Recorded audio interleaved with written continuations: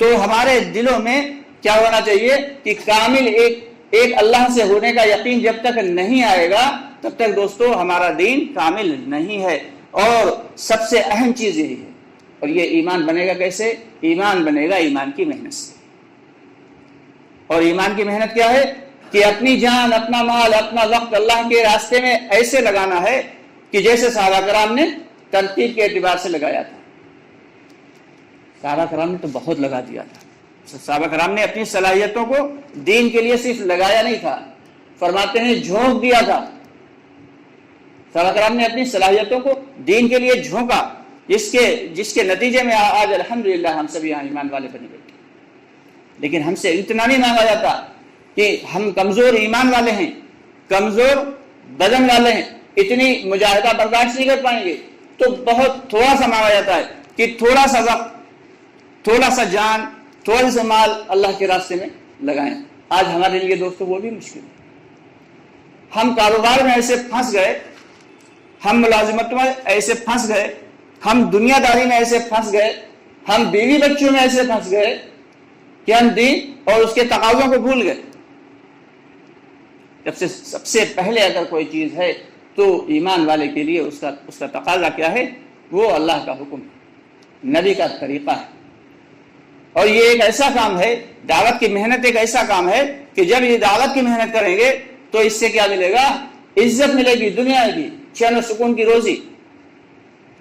اللہ تعالیٰ قرآن پاک میں فرما رہے ہیں وَلَا تَهِنُوا وَلَا تَحْزَنُوا کہ تم غم مت کرو، رنجیدہ مت ہو، تم کامیاب تم ہی ہوگے اگر تم پورے مومن ہو.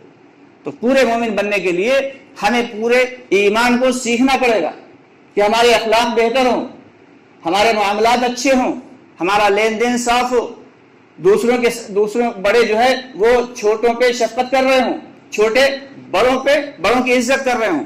ایک صحابی نکلے مسجد سے، بڑے بزرگ صحابی، بوڑھے بڑے، رات کا وقت عشاء کی نماز کے بعد گھر سے نکلے، وہ مسجد سے نکلے گھر جانے کے لیے.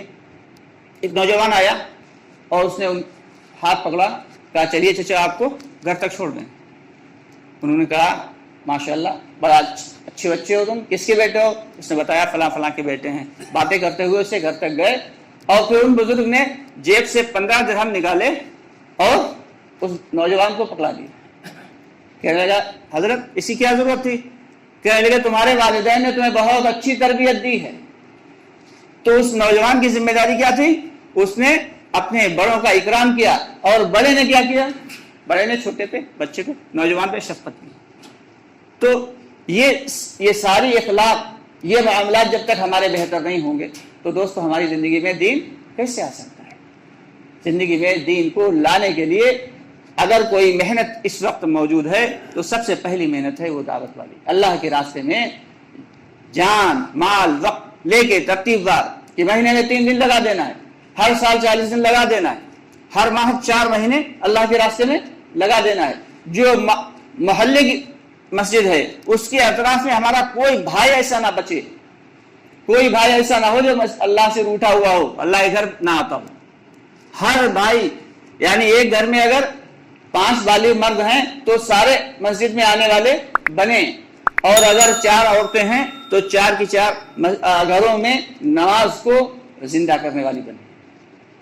یہ ہم سب کی فکر ہونا چاہیے کہ نماز جو ہے وہ برائیوں کو مٹانے کے لیے ہے. اللہ تعالیٰ نے جو نماز کو دیا ہے وہ برائیوں کو ختم کر دیتی ہے. آج افسوس کی بات یہ ہے کہ جو سب سے پہلا حکم ہمیں ملا، ایمان کے بعد سب سے پہلا حکم، ہم نے اسی کو چھوڑ دیا. کتنے بھائی ہمارے ایسے ہیں کہ جو باقاعدگی سے نماز پڑھتے ہیں، اور ان باقاعدگی سے پڑھنے والوں میں بھی کتنے ایسے ہیں جو فجر کی باجماعت نماز پڑھتے ہیں. آج جمعہ ہے ماشاءاللہ، کوئی بہت زیادہ دور دور سے لوگ نہیں آئے ہیں، نزدیک سے آئے ہیں، لیکن یہ 3 منزل اور 4 منزل تک مسجد بھر جاتی ہے. یہی فجر میں دیکھ لیجئے 1 صف 1.5 صف مشکل ہوگی، اور ہر مسجد کا یہی حال ہے.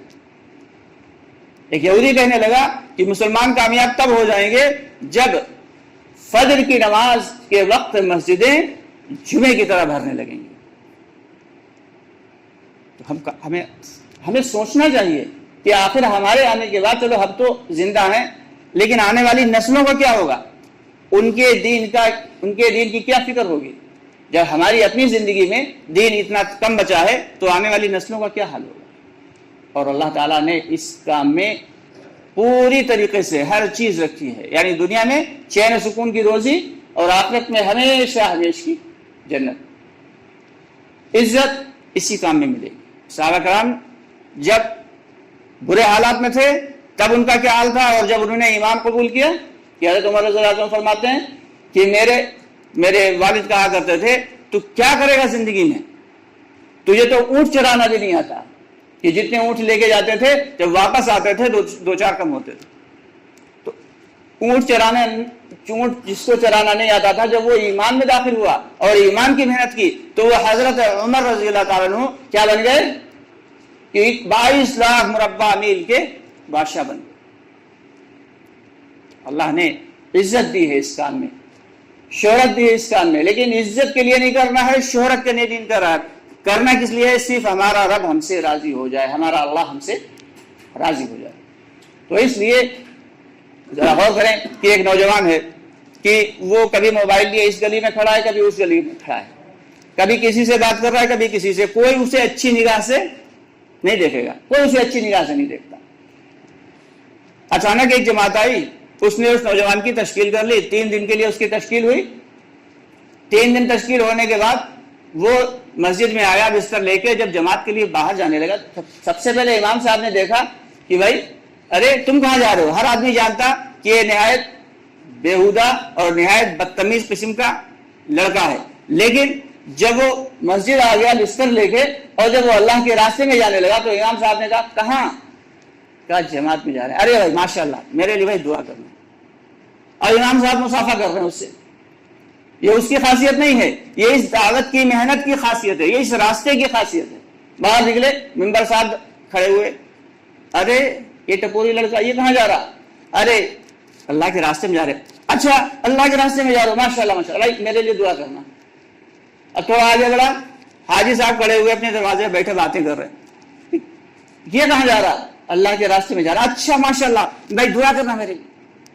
تو اللہ رب العالمین عزت عطا فرماتے ہیں اس کام میں، اس کام کی خاصیت ہے جس شخص نے دعوت کی محنت کو مضبوطی کے ساتھ پکڑ لیا اور صرف اللہ کی رضا کے لیے، دنیا دکھاوے کے لیے نہیں کہ لوگ عزت کریں گے، اس لیے نہیں کہ لوگ جو ہم سے خوش ہوئیں گے یا لوگ ہم سے جڑیں گے، نہیں، صرف اللہ کی رضا کے لیے۔ یہ 3 دن لگا رہے ہیں تو میرا رب ہم سے راضی ہو جائے، اور اگر سال میں 40 دن لگا رہے ہیں تو میرا اللہ ہم سے راضی ہو جائے۔